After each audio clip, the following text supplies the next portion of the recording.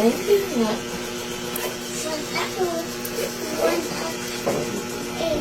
Ano ba yung bibilin mo?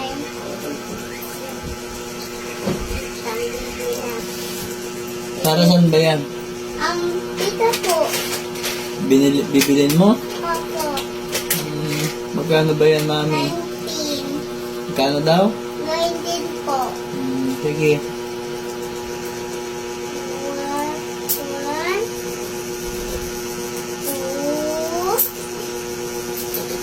2, 3,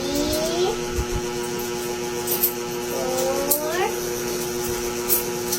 5, 6, 7, 8,